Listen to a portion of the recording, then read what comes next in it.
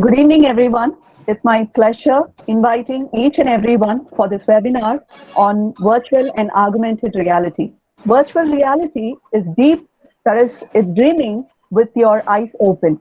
With this note, I would like to invite Dr. Anandi, HOD, Department of IT, for a welcome note. Yeah. Good evening to one and all present here. I'm Dr. Anandi, HOD IT. On behalf of Department of Information Technology, I welcome all participants and my faculty members and Mr. Thirukumar, today's guest. He is the co-founder and head of delivery at XR Labs. We welcome you, sir. Over the past 5 years, Mr. Thiru has designed and delivered more than 100 AR and VR solutions for industry leaders across verticals such as aerospace, aviation, defense, energy, manufacturing, and retail. Some of which has gone on to win several international awards in the AR VR category. So such an eminent personality is today's speaker. We welcome you, sir. And now the session is yours. Thank you, ma'am. Let me just switch on my camera. Yeah, great. So let's actually dive right in. I think you have introduced me, so I'll leave it at that. Let me just go on.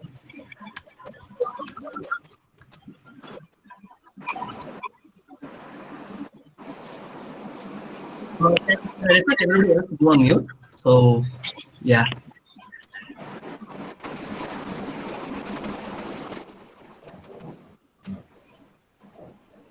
Okay, can you see my screen now?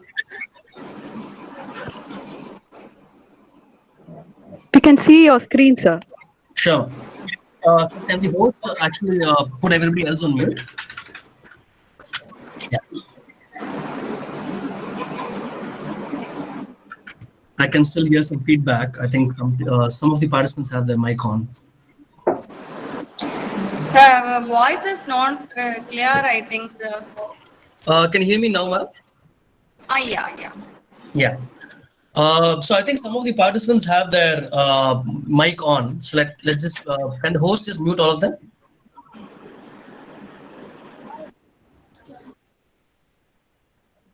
Yeah, I can mute them, sir. Great. That's great. So let's start. So today's session is about XR 101. So the word XR means extended reality, and 101 basically means that we will get you up to speed to whatever the industry is today in. So from the introduction to basically where it is today and what's the future look like. So this is what you're going to gain in today's session.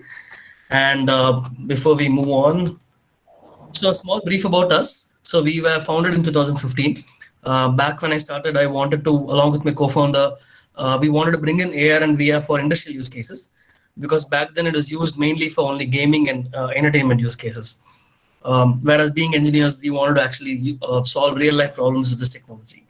And today we've actually deployed all over the world AR/VR solutions in many verticals, like ma'am said, manufacturing, energy, retail, automotive, defense, even recently as well, so on. So quick show of clientele. As you can see, we have energy clients, manufacturing clients, automotive, etc.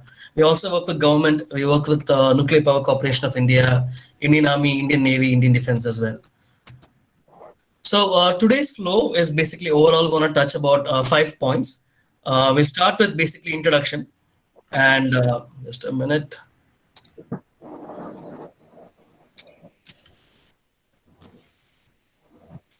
Yeah. So we'll basically start with introduction of what is AR, what is VR, and then we'll quickly move on to its applications and use cases, and then also touch a point, on development pipeline about how do you build AR and VR solutions, and then go on to what are the technologies that are powering these solutions, and then about finally we'll end with what are the challenges for tomorrow, and what are the opportunities as well. So let's dive right in. So the first question everybody has is basically what is AR and what is VR, right? So AR stands about for augmented reality. The word augmented means you're adding something. Now, like you see in the bottom right of the screen, in the real world, in his actual kitchen, this person is able to see a 3D model of his house and some icon on his kitchen wall, and a TV that is actually not there on his wall as well, because his actual TV over here, but he's seeing a larger TV on the wall over here, and then a to-do list on his fridge over here. So all these are things that are not there in real life, but added to his reality through this technology called augmented reality.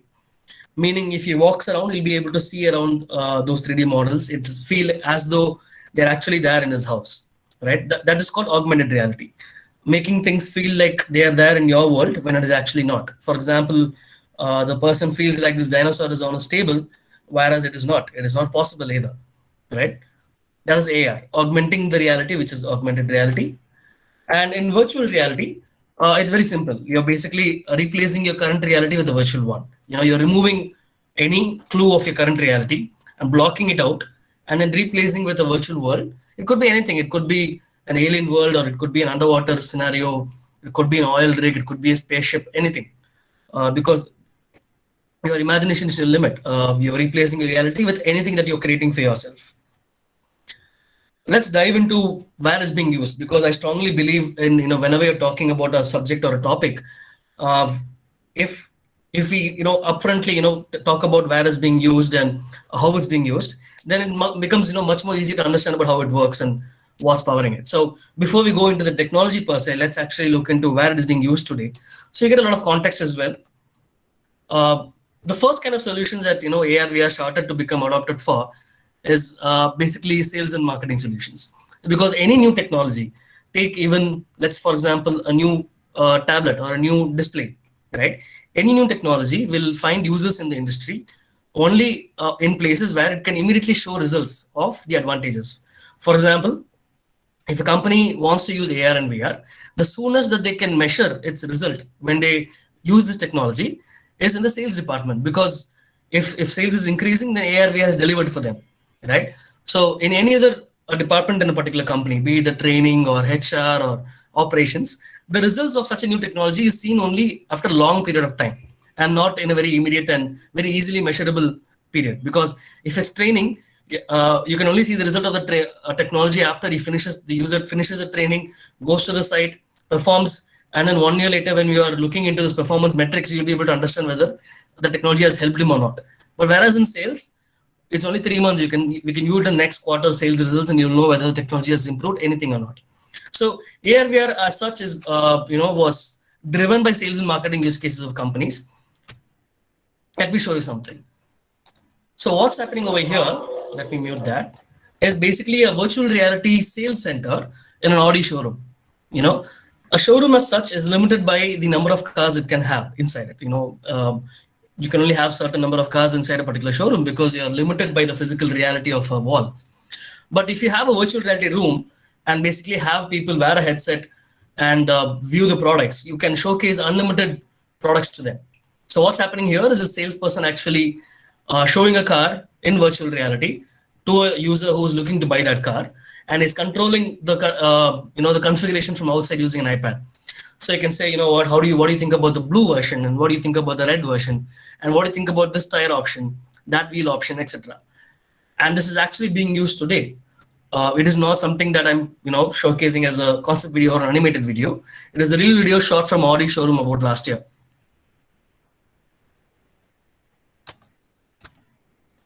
Similarly, so we had a client called Siemens, and they had this problem that, let me mute it. They had this problem that they were not able to move this 1.5 ton heavy equipment around for exhibitions and sales conferences, because a large hardware product needs to be actually shown to the end customers before they buy it.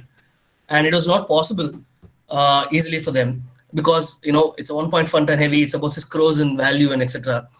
So what we built for them is basically an AR and VR sales tool that can show the product either in a miniature way or a 1:1 way, right in the front of the user, without even carrying that with them.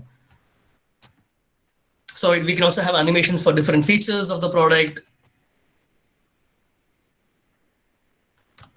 And even in VR, you can go in and see the product in real life scale and go around it, see the features, etc. So we built basically a sales tool that today the sales team is using to sell this product or even market this product in exhibitions and conferences, etc.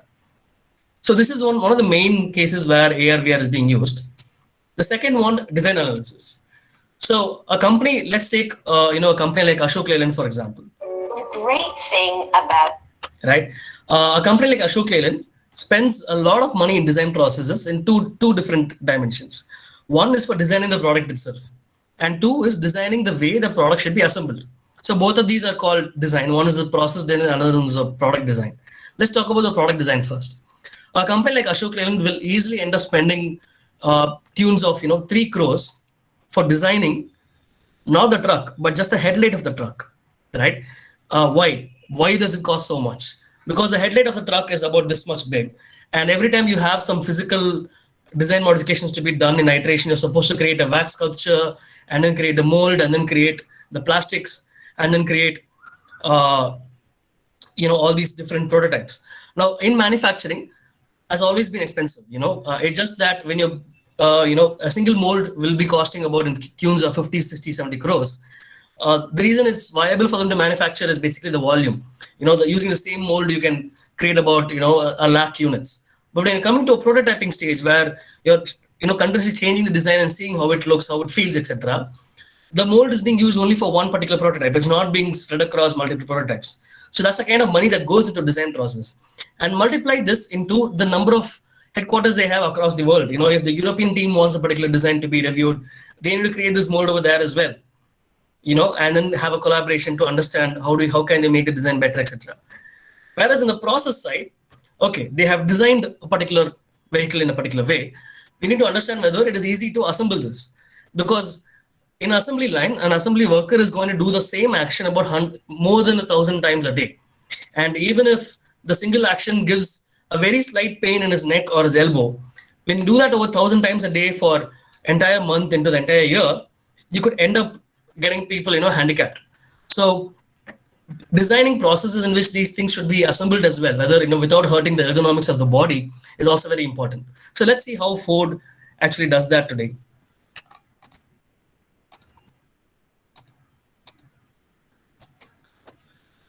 So what you're seeing here is basically the assembler's body being tracked. So he's going to wear basically a tracking suit where every position of his body is going to be updated in the 3D world. So whatever she does will be done on the screen as well.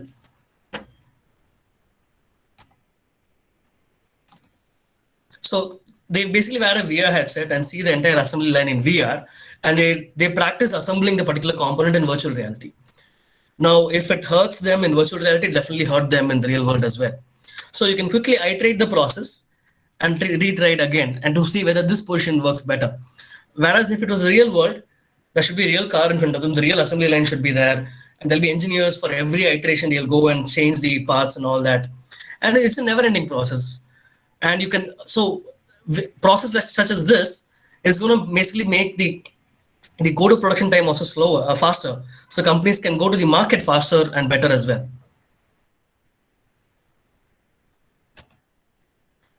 Then comes one of the main use cases of virtual reality, which is basically simulators. Now, I was an engineer. I mean, I'm an engineer as well. So when we were in college, the biggest problem was we didn't get access to the actual site. Of course, there's something called industrial visits, and that is anything but industrial visit. So as an upcoming engineer, students of today do not get enough exposure in the actual. Can we have the audience on mute?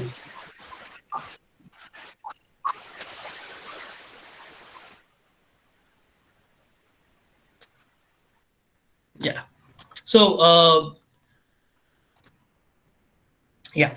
So the major, not only for students and for freshers, basically, even experienced people, when it's about new equipment being used in the factory or new technology being used in the factory, it's very hard to train people. Imagine petroleum engineers. Even a petroleum engineer from IIT Madras does not get to see an oil rig in real life unless he's hired, trained for a year, insured, and then sent to the site. And this is a kind of gap of industry academy that is there today. And let's look at what we built for. This is for Hyundai. that we built, and it's being used there to train about, till date it has trained about 300, 500 people totally since last year, March. So this is a virtual reality simulator that we built for them that uses basically a VR headset and controllers that and enable people to train themselves on assembling a car without the actual car being there. Now, any empty room, if it's just 10 by 10 square feet, we can start training people on assembling a car. Now, here's the thing. The content could be anything. It could be assembling a car or a rocket engine. It could be welding. It could be painting, the automotive painting, or it could be even, complex power grid. We have done a project on that as well. It could fire safety, or it could be rescue, search and rescue, or law enforcement, etc. So the use case is highlighted air gun and yeah. So here's a person just wearing a headset with no trainer in the room, just going ahead and following the instructions and learning the entire process of a particular SOP, statement of procedure.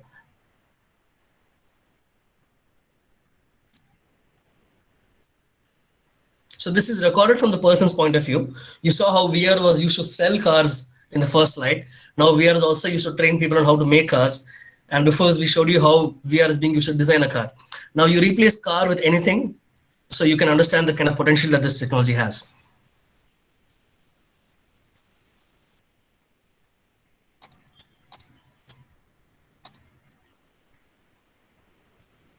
So this was a massive project, and it's also a very complex one as well. As you can see, we did about 200, 300 steps, or the entire procedure of car assembly was brought in. Let's move on actually. Okay. So, and the next biggest issue that's there in the industry today is, let's take the current situation, for example. Due to coronavirus, nobody can fly, right? But let's say I'm running a factory and, things have started to come back to normal. I'm running in my factory, but one of the major machines in the factory is broken down. And basically this machine was made in Germany. So the person who can fix it is in Germany. I am a customer here. I bought it for using in my factory to produce my products, but it is broken down. The guy who can fix it is in Germany. He can't fly down. And every day he can't fly down. I'm losing my business as well because I can't make products which I can't sell.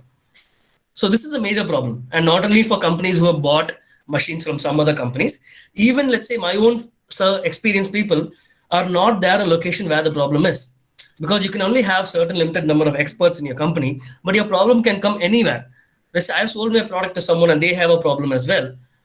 Okay, how many of us even know how to change the wheel of our car, right? It's very difficult because and not many people get trained in that either. Or even how to change the oil filter in the car, or even the bike for matter, right? So how do you deliver knowledge to people on site without actually traveling there? Let me show you something. So this is a pain point. Expert demand, it's very non-democratic. It's not there where it needs to be. And hence it leads to a lot of downtime, and hence it leads to a low quality of support. And then hence it leads to no shared knowledge either. So let's move on. Let's show you what we built. Okay, let's say the company knew what the problem would be and has created an instruction manual, right? The problem with the instruction manual is nobody likes to read books anymore. Nobody likes to read instruction manuals anymore. Whenever we buy a fridge or a microwave, the first thing that we do after getting the product is we throw the instruction manual out, right? Humans don't like to read things and do things.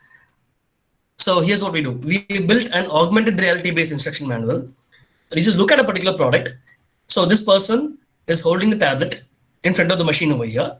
And in the tablet, you're seeing the procedure on how to fix it, overlaid directly on the machine itself. Oh.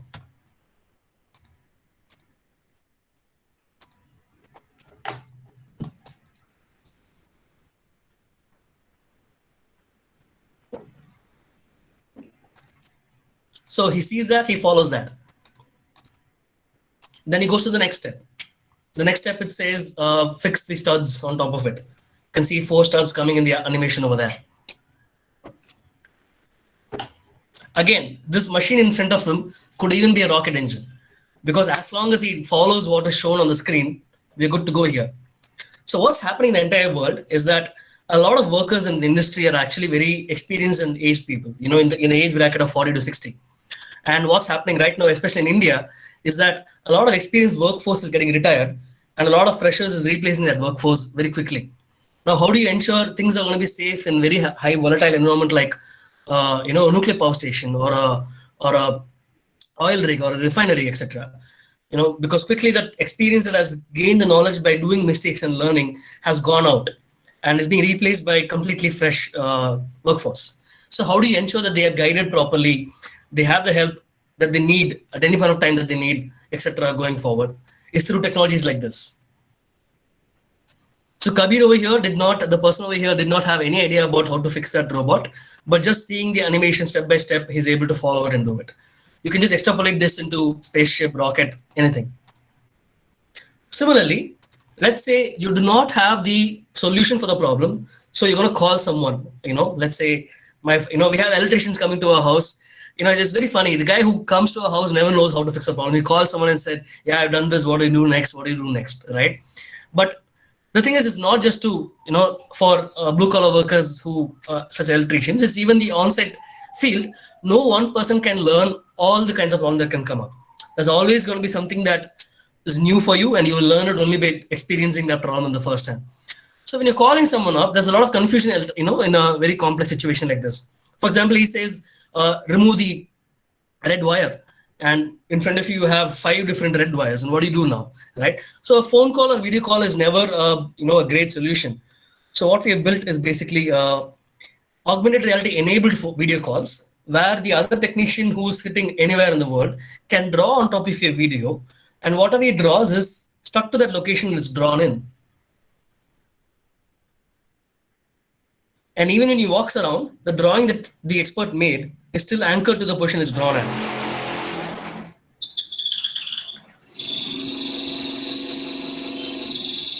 So what you're seeing over here is the technician also draws basically, okay, this is where my question is. And the expert actually draws as well. No, you should look into this particular point. And when he goes back to the initial question as well, you can see the drawing is still there. Right. So this is the kind of tool as well the companies are now using to collaborate and communicate better, especially during times like this, where travel is not possible. So expert could be anywhere, he could be even on a vacation. Technician is on site. An expert could just guide him over the video call powered by augmented reality, saying remove this nut first and make sure this clamp is all right and all that. Okay. Next, let's move slightly into futuristic concepts. Digital twin. Okay. Before I dive in, okay. So the entire 2-dimension as such, be it your books or your videos or text or PDFs, exist only in the world that is created by humans, right? The actual natural world it's not in 2D, it's in 3D, right? You can grab onto things, you can pick up things, you can move around things, you can look at all sides of a particular thing, object, and so on. And human beings as such, as a biological being, we are designed to work with 3D objects. We have 10 fingers, we have legs that we can walk around, we are able to jump. We are built to inhabit the 3D space. But everything that we use to drive work today, our productivity tools, they're all 2D based, right? For example, let's take a sculptor, who can make statues. You can find them when you're driving towards Mahabalipuram, right? They have wonderful showpieces to keep outside. Very talented people, right? But if you bring them into a 3D studio and give them a 3D tool and laptop and the mouse, the best laptop, the best mouse, etc., and the best 3D modeling software, they won't be able to create the same quality of work in this. In fact, they're going to be overwhelmed. They're going to be confused. They'll have no clue about what to do, where to do, and how to do, etc. And they're going to spend at least several hours in learning how to use that tool before even they start modeling of the sculpture. Meaning, today's world, let's say you're designing a circuit using PSpice or running a simulation using MATLAB. Before you start implementing on what you want to do, you're forced to learn a tool that stands between you and that. It could be MATLAB, it could be PSpice, it could be even a 3D modeling tool, right? And this forced learning curve is there only because these tools are in 2D. But imagine what could happen if it's in 3D. So let's imagine I'm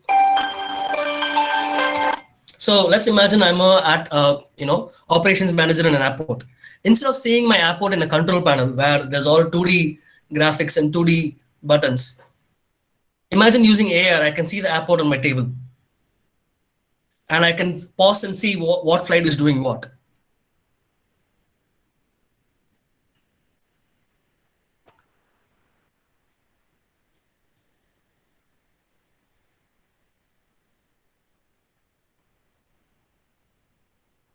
So you can place the entire airport on your table, or you can click and say, okay, what is that flight in that gate doing? And what is the heat map around my entire airport? How many people are there right now?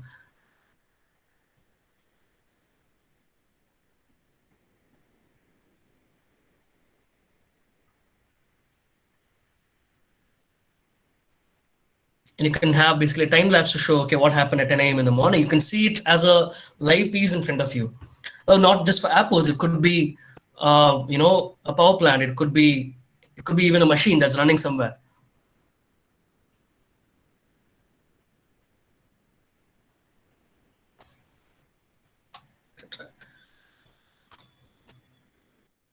Holoportation. Now, this is even more,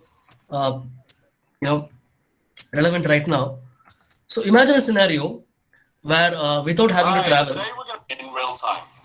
they can actually see each other as though they are visiting us, right? So I wear a headset, the other person wears a headset, and what's happening over here is this particular person is not in the same room with the person on the right. He's in fact in an entirely different country, but in his room there are scanners all around him, like basically a camera set in the four walls of the room, where they scan this particular person in 3D multiple times per second, stream that data to the other side of the world, and display it in the headset that he's wearing. Both of them now feel like they are in the same room when they are not.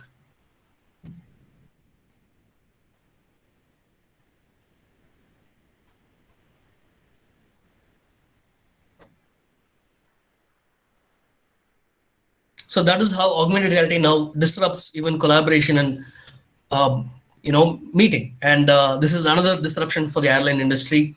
When this technology is going to be very widely used, which is very soon right now, I will tell you why very soon in the next few slides, is that it's going to have pose a huge disruption to the entire aviation industry, because when this is going to be there, not many people will want to travel much, because most of the meetings can happen through avatars and basically holoportation. Let's move on. So this was just basically a brief of what all is possible using this technology, and I tried to cover as many as topics as possible. But one important thing to note is when we started about 5 years ago, the only solution that we knew was simulators, right? But in just 5 years, there's multiple use cases like this have come up, and I have hardly covered even 10% of the total use cases that's possible in this technology. We had many cases where we go show the clients the technology, and they come back and they give us ideas about new products and new solutions as well. And that is more common in our industry, because end of the day, when people with pain points see this technology, they'll be able to come up with more ideas as well. We had a particular student intern who came up with an idea of visualizing flood level of wherever you are in the world. If let's say there's a weather warning that's coming up, in AR, you can just look at, okay, where would the water reach the same time tomorrow due to the floods, to basically drive the importance that you have to evacuate. Right, so a lot of new ideas come up. I'll discuss about in a bit. Okay. Development pipeline. So next phase of this session is going to be on, okay, how does an AR VR project get built, right? So what goes behind it and what all tools and technology is involved in building one, right? The first one is straight up reference capture. Let's say if I have to build a sales tool or a training tool, I need to know what I'm building for. If it's a car, I need to know the car, the model, the details, etc., so that I can create the AR VR project. If it's for the training of assembling the car, I need to know the procedure of assembly as well, and I need to shoot a video of someone assembling it so I can get some understanding as well, etc. So first stage is very simple: reference capture, basically knowing what you're supposed to do. Next comes 3D modeling. So basically, we have to create 3D models like this, and texture them, material them, put colors, and give them the shape and look and feel, etc. There's an entire group of people being taught this as a course. It's called a 3D modeling course. It's being taught in courses like ICAT, Arena, and etc. And then comes the user experience and user interface design. Now, this is a very critical component as well. Now, what is shown on screen? So UX is basically about, okay, how does an application work, right? okay, this button should take them to this screen, etc. And this is how the flow of particular action should be, etc. And UI, user interface design, is the how those buttons should look. So there's a very big difference between UX and UI. And when it comes to UX and UI for AR and VR, there's a very big problem. Because today, whatever you're seeing, right, a close button should have X and red color in it. An open button, a minimize button should be just, an underscore bar, etc. All these are guidelines that have been developed since 1980s, since when we actually started getting personal computers. And then has even improved further when we had touchscreen devices, etc. So the current guidelines for UX and UI are about 30 years old, right? Built by several years of experience on what to do and what not to do with our research. And, we have been using this platform for so long, we know what to do and what not to do by now. But when it comes to AR and VR, we cannot rely on such a huge research data. We have no clue whether how a button should look like in AR and VR. Should there be a button in the first place? Can we have things controlled by gestures or voice, etc. So it's a very tricky thing. In fact, 50% of the work involved in any AR and VR project goes into the UX and UI nature of it. And then comes development and integration. Now, when the entire AR VR development community was looking for basically the environment for building AR VR, they were looking for a platform that supported the following. You need a platform that has strong physics engine, meaning in VR, if I'm picking up a ball and throwing it, that ball should behave like it's being thrown with a particular velocity and a momentum, right? If it is not there, it's not going to feel real for me, and I won't believe the world that I'm in. So physics was a very important component of this VR tool, VR content creation. That is one. Two, graphics rendering, basically. So rendering is this process of generating the frame that you're seeing at any particular point of time, right, on the screen. Now, rendering as such is a very complex mathematical driven and computation driven technology. So they were looking for a platform that already has the rendering engine as well. And they were looking for a platform that can support integration of audio, text, etc., rules, AI, etc. And they figured there is the software that already does that. Basically, they found the same software that was built, used to build video games. Because if you think of it, AR and VR is not very different from a video game. Except in an actual video game, you're playing from a computer screen and mouse. But in AR and VR, you're playing the game from inside the game, right? You are inside the game as a player, and you're immersed in the game as such. So the same tool that was used to build video games is now being used to build solutions for industries across the world, right? So, all the times when you played games and when you're growing up did not go to waste. There's a lot that can be used to build. So this is kind of the tool set ecosystem today.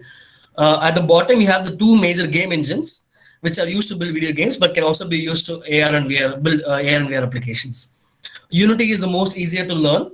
A lot of community is there. In Facebook, there's a group. LinkedIn, there's groups for that. A lot of free videos in YouTube to learn these engines as well. And on the top, you have the software development kits and APIs for SDKs for the devices, etc. This I won't go in deeper. It gets more technical. Okay. Now let's talk about the technology that's powering the AR/VR technology, right? Because no technology today can, just come out of nowhere. So basically what has happened is 30 years of development in streams like display engineering, chipset, cooling systems, cloud computing, rendering technologies, etc., have all come together to make the VR and AR devices possible today. So this is the kind of a headset ecosystem over here. You have, so all these are different, they have their own different features. So this headset would require a laptop to be connected to it or a desktop.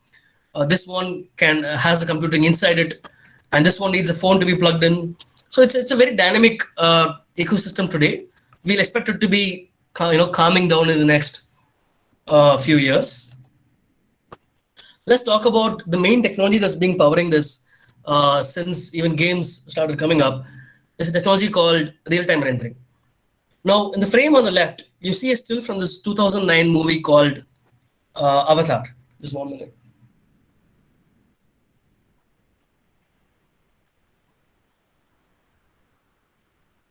Yeah. So 2009 movie Avatar, the single frame that you're seeing there. Now, for a computer to render that frame, it needs to calculate, okay, the skin is defined as this much roughness. So light will bounce in this angle, but it won't bounce in this angle, etc. The eye, you see, the eye and pupil has a lot of interplanetary reflection inside it, So all that for the computer to compute and render, this process called ray tracing to render took about 1,000 computers back in 2019, 9 hours, sorry. 1,000 computers, 9 hours for one frame. And in a movie, there are 24 frames per second. And there was easily about 2 hours in that movie. So you can understand about, okay, how much time it took to just create the output of a work that you have done. It's like you press Control S and you have to wait for a month for you to get the output. That was the kind of technology that was there in 2009. But whereas in VR, that is not possible because in Avatar, the cameras are fixed. You can wait. Nobody's going to change the camera after the movie is going to be released, right? But in a video game or a VR experience, the camera is the user. I choose to look at, look at my phone through this angle. Okay, look at my border from this angle. Okay, it renders this frame. Great. But in the next second, I can choose to view from this angle. It needs to render that frame as well. And so that is where this concept called real-time rendering comes in. So whatever work that took 1,000 computers 9 hours for one frame at 24 frames per second, a requirement, should now be done in, wait for it, 180 frames per second. The math has inversed in just 10 years.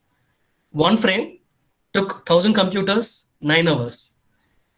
180 frames in 1 second by a single headset, a small headset that can fit in my hand, right? That is how the technology has progressed in the last 10 years as well.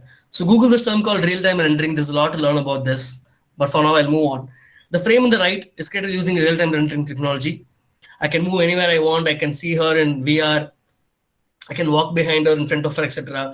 I am the camera. I can choose to do whatever I want to do, and I can see that frame in real time over there. And why 180 frames is that in VR, since you're going to be seeing in 3D, you have two eyes, and each eye should have given its own content, the angle difference, etc. The industry calls it stereoscopic. So 90 frames is what you need for a very seamless VR. And since you have two eyes in for 3D, you have 90 into 180 frames per second is required in VR experiences. Okay. Now let's talk about movement tracking. Now, if you notice in the VR headset, like over here, you can see that it actually blocks out the person's eye, not unlike AR glass where you can see the real world as well. Once you wear a VR headset, you can't see the real world. That's the entire point of it. You're replacing the real world, right? When you do that, how do you ensure you can see your own hands and etc.? When you take a step forward, how do you ensure that your virtual character also is taking a step forward? For that, you need something called tracking technology, where using infrared and many other IMU, inertial measurement units, etc., we track the position of all the body items that need to be tracked. For example, this person is wearing a full body suit so that he can see basically his own hands and legs inside VR. And this person is wearing basically an infrared sensor on his headset, which basically tracks his hand in front of him, etc. So this is what he sees in VR. He's a white person in real world, he's a black person in VR, but he can still see his hands as it is. Haptic feedback. Now, this is a very important part in VR as well. Okay. Now, any immersion in the sense, the feeling that you believe that you're there where you are, right? I believe this is the real world. I have no doubt that I am today talking to you on a laptop and this is happening in real life. But what if I'm not able to, when I'm picking up the bottle, I'm not able to feel the bottle? I wouldn't touch it anymore because my body is saying I'm picking up the bottle, but I'm not getting my feel of touch from that, right? So the feel of touch is also very important in making someone believe that they are in that particular world, right? So out of the 5 senses that we have, vision and auditory is covered by the headset. We have headphones and we have the headset. Okay, we took care of these 2 senses. But a gyroscopic system, your touch, etc., needs to have other haptic devices as well. Because what you're seeing over here is a gloves that will simulate the feeling of touch when you're touching something in the virtual world. And over here, you have a treadmill that lets you run in any direction. So you can, physically walk in VR as well. Now let's talk about technology behind AR. So as you can see, AR involves see-through glass, where you're able to see the real world plus the 3D items as well. So tracking. Now for the system to basically put in the object in the real world and make you believe that it's actually there, it needs to do many things. For starters, it needs to actually track the real world. So when the user is moving around, let's say this person over here puts a 3D object on the sofa, right? Okay, he puts it there. But for him to actually believe it's actually there, when he walks around as well, the object should be stuck to the sofa, correct? For that, the AR system should actually know what is there in the real world. This is called mapping and tracking. So there are multiple ways that the AR device understands the surface. 5 years ago, they basically had an image-based tracking. This is a very simplest of the form where you just train the software to look for a particular image and assume wherever that image is what the surface is. So when you put that paper on the floor, the zebra would come on the floor. If you put it on the wall, it would come up on the wall as well. But it wasn't very useful in industry use cases, so we did more solutions. And today's glasses use something called infrared tracking, where it basically maps the entire room in a 3D model in real time and shows the object in that, etc. So other than that, of course, you need advanced optics because you're displaying a lot of very high quality content that can, even a display that can display this in real light, because on top of the sunlight that's falling on it. That's a very difficult technology as well. And then, of course, you have, so the entire processing needs to be much, much faster than VR, because in VR, you're not being bothered about the real world tracking and all that. But whereas in AR, the same CPU is used to render the content plus track the real world as well. So it's double the work that's involved for an AR headset. So that is also a very important component. And then overall, all these sensors should have extremely low latency. For example, let's say I'm wearing a VR headset and I'm turning to my left. There can't be a time difference between the moment that I turn left in the real world and the moment that I turn left in the virtual world. If that happens, I'm going to be feeling nauseated, right? For that, sensors should be very fast and have extremely low latency of communication between each other for that to be supported even. So that is why we see these technologies today, because all the other technologies have improved to make this happen today. So what's the future like? So I don't know if you watched this movie called Ready Player One. If you haven't, please watch it. It's in Amazon Prime, I think. So it talks about a future when, here's a clue. Everything that's shown in the movie today is actually possible today. It's not something that's a science fiction movie anymore. Everything that they show today, show in that movie is there already in the real world, right? It's about how people actually live an entire life inside virtual reality, etc. If I came to you and asked you, how sure are you that you're not living in a simulation? Nobody can have an answer, because maybe there is a species that have figured 100% haptics and 100% sensory overload, that they built a simulator and basically we are living in that simulator, right?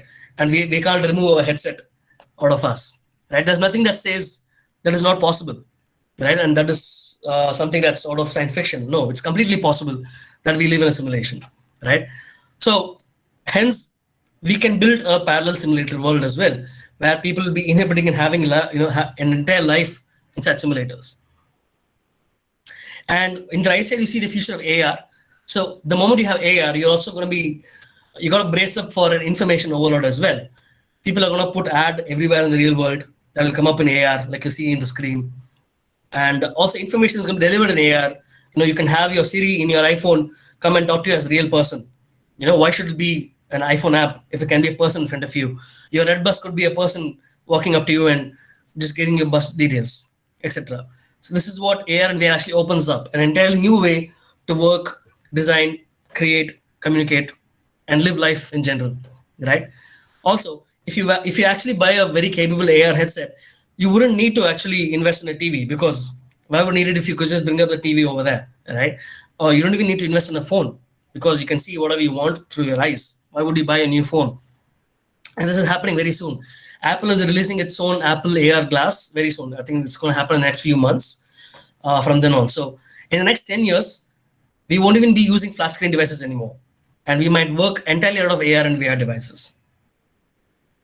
So with that, I'll actually bring my session to the end, and I'll be taking questions. I'd just like to end with a quote. My one of my favorite quotes is from Arthur C. Clarke, the science fiction writer, which says, "Any sufficiently advanced technology is indistinguishable from magic."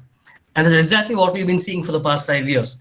Every demo, people feel like they just came out of a magic show, and that's the feeling that we, search for in every demo that we make. So with that, I'll stop the session. I'll be taking questions now.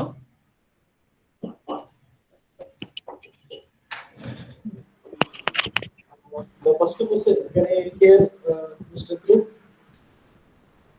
Hello? Yeah, can you repeat? I think it's better if you send your question through chat, and then I can answer based on Soumya ma'am's selection. Participants, you can post your questions.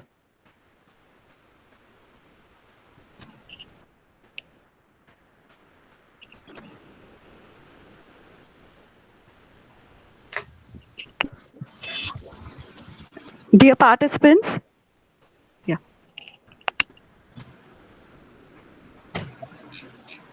So the question is, please compare AR, VR, and XR. Okay. So XR is nothing but a single term that's given to cover AR and VR together. So people are creating their own names. Somebody started a trend of MR as well, mixed reality, etc. So XR is just a single word to cover all these aspects of extended reality. So the next question is, as a core engineer branch, how we can use this? It depends. For example, let's say you're a petroleum engineer. You can basically see the technology that you'll be working in VR. Or let's say you're an electrical engineer. We have built a simulator for an entire substation, right? So I think it's up to the use cases. You can just go to YouTube and say you put your engineering field and put AR and VR. You can see hundreds of solutions for that. Sir, the next question is, which is better, Cave or Samsung Gear? That's actually a great question. So Cave, for those who don't know, let me just share my screen on what is the Cave system.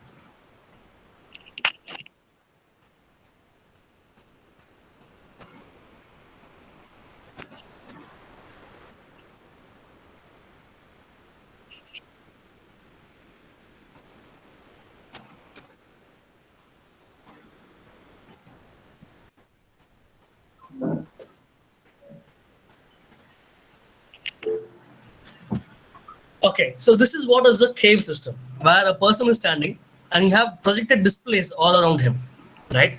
Now, the disadvantage of this is that you can't really carry this around, and you can't have more than one person having the same perspective in this. And also, it's not immersive as well. Whereas the head-mounted display simulator, like the one that VR headsets provide, is much more immersive. You are able to get 100% realism. It's very portable as well. You can carry it in a suitcase, and etc. So the next question is, how much this technique used for final year student projects? Okay, we've had cases of students having an innovative idea and developing, approaching that problem through AR and VR. For example, I mentioned where this person in Geography Department of Madras University built a tool that shows people, in the US, what would happen if the hurricane hit, right? And this is basically in the US, people don't respect the hurricane warning very seriously, right? So he built a tool that wherever you are using the GPS coordinates, it will show you the water level in AR of what will happen after the hurricane has hit, right? So it ended up actually explaining to people about the damage and made them leave, made them evacuate as well. So about the project, it's about entirely on the ideas, ma'am. If you have an idea that can be solved by AR and VR, yes, it's a very great thing as well. Yeah. So the next question is there any health issues once we are using AR, VR in our real life? Okay, that's a great question actually. The answer is, to be honest, we don't know. right? Because we've been watching TVs for what, 20 years, 30 years easily now. We still don't have a definite report that whether TV cause harm or not, or smartphone for that matter, right? Yeah, we have several conspiracy theories, but we do not have a hard report that says yes/no. And that's going to be same for AR VR as well. Maybe we'll never find it, or maybe human body as such will adapt to this new technology. Human body was not built for carrying a mini energy unit next to a chest, but I think we are living. So I think it will be all right. And even if it's not, I think we'll be able to figure it out and fix it. So the next question is, how can we apply XR on research? Yeah, so there are many universities out there pursuing ideas where they solve a particular problem using AR and VR, and not necessarily those needs to be in the domains that I just explained. Right? We have very innovative and very creative use cases. It's entirely about the problem statement, and then the creative thinking of the team. Okay. Have you tried Google AR core apps? Yeah, so Google's AR Core is basically, an OS level support for augmented reality, and we have delivered multiple projects with them. And why it's important though is that it shows the commitment of big companies like Google, Microsoft, Samsung, all these OEMs, Facebook, that AR/VR is the next future. Every single large company today has an AR/VR solution. Okay, sir. What is the scope of VR, AR, MR in another 10 years? So I think probably I don't have to conduct this session in 10 years. Maybe that's what the scope is. Everybody knows about AR, VR. Everybody already works in AR, VR. Everybody already trains in AR, VR. Everybody already designs in AR, VR. I really hope that is the case. Okay. List out some simple tools to create AR. So, okay. There are many drag and drop tools today. I'm just going to put them in the group. 1 minute.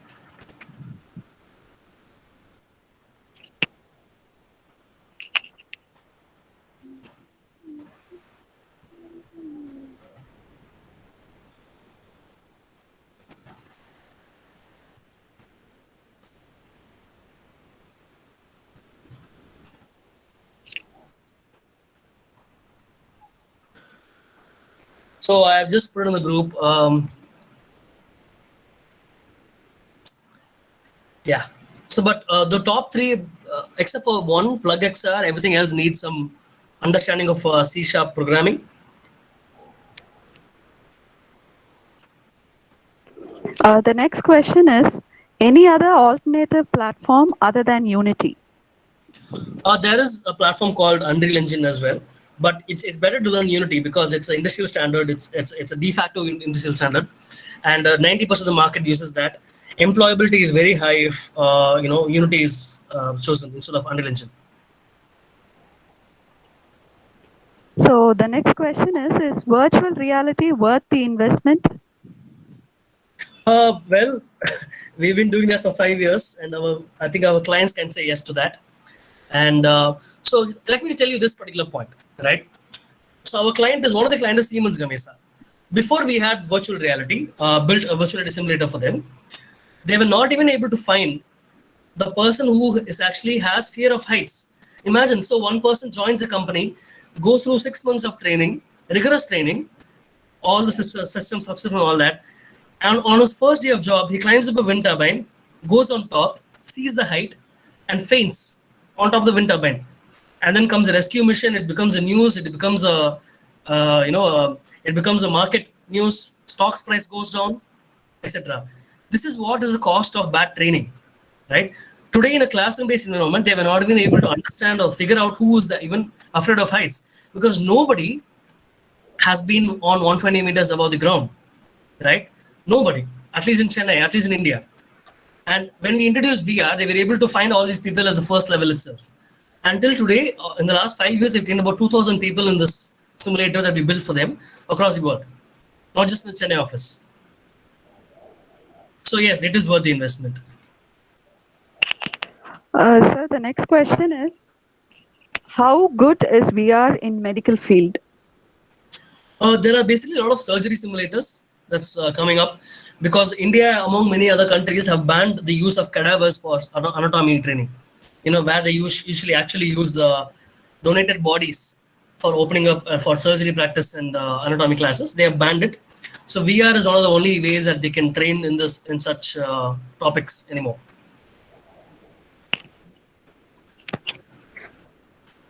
Sir, what are the qualities required for future engineers to get into this field? Well, there are two kinds of people here, right? So three kinds actually.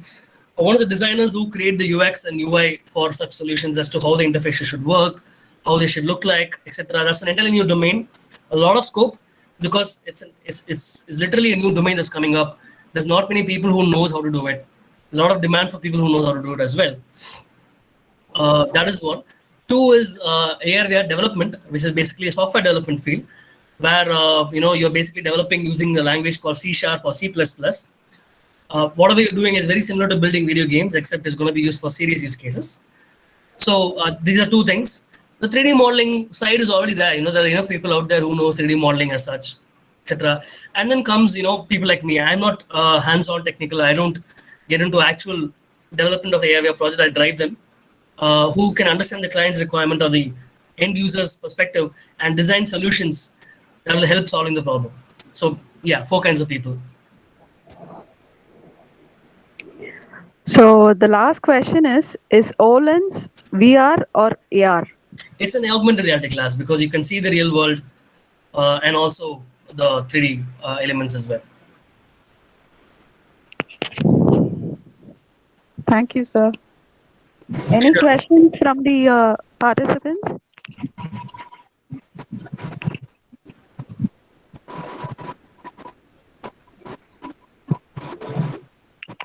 Thank you. Thank you. Hello, sir. Tirukumaran, Yes. sir, thank you so much for your wonderful session. Really, we had a great session with visual treat. Thank you so much, Thank you. sir. Thank you. Dear participants, thank you all for your active participation. Soumya ma'am, you can conclude. Yes. Sure. Thank you, sir. We had an awesome session. It was really informative and an eye-opener session in the field of virtual reality. So Thank I you. would also like to thank you, sir, for readily accepting my invite in a single message that shows your aspiration towards inviting technology into the younger mind. Thank you. Thank you, sir. Sure. Thank you. I would like to thank the management and principal for providing this opportunity. Next, I would like to take my gratitude and thanks to beloved HOD, Dr. Anandi ma'am, for motivating, guiding, and providing such a platform to update and upgrade ourselves. Thank you, ma'am. Without you, it's not possible. It's my duty to thank all my colleagues for supporting me.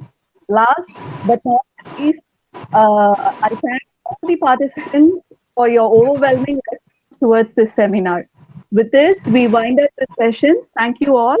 I'd be posting feedback link so that you can feedback and you can certificate. Thank you.